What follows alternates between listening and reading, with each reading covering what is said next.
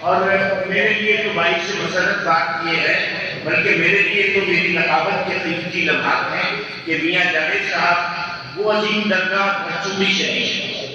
تشریف لائے۔ اللہ انہیں سلامت رکھے اور اللہ ان کو سلامت رکھے اور ان کا سایہ ہم پر تعبیر قائم رکھے۔ اور آقا صاحب نے سیدہ پاک کے کلام پر اپنا کلام ادا کیا ہے تو میں وہیں سے آغاز لے رہا ہوں۔ ایک شعر ہے، اگر آپ کا دل مانے، میں نہیں کہوں گا آپ سبحان اللہ کہہ دیجیے گا، نہ مانے خاموش رہیے گا، کہ جو بھی محبت سے کہتے ہیں کہ جو بھی درے بدیون کے ممتوں میں آ گیا، جو بھی درے بدیون کے ممتوں میں آ گیا، سمجھو میرے بزرگ کی نظروں میں آ گیا، درے بدیون کے ممتوں میں آ گیا، سمجھو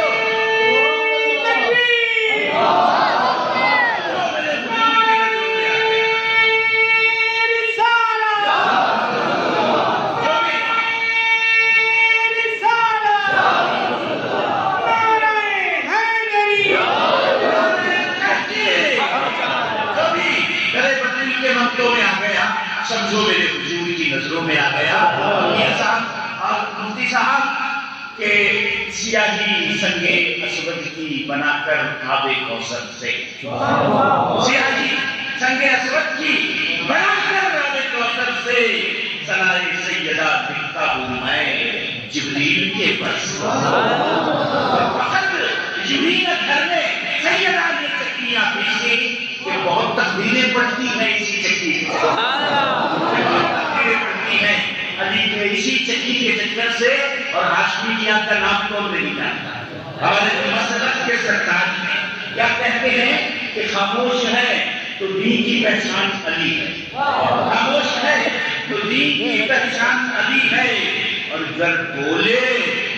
تو لگتا ہے قرآن نبی ہے، اگر بولے تو لگتا ہے قرآن نبی ہے۔ اور اس باغ نبوت کی کلی فاطمہ زہرا، اس باغ نبوت کی کلی فاطمہ زہرا، حسنین ہے تو پھول تو گلابی ہے۔ عاشق صاحب نے اپنا عقیدہ بیان کیا ہے، ہمارا بھی عقیدہ ہے کہ ہر ایک یزیدی سے کہو ہاشمی کھل کے، ہر ایک یزیدی سے کہو ہاشمی کھل کے، اسلام نبی ہے میرا ایمان ہے۔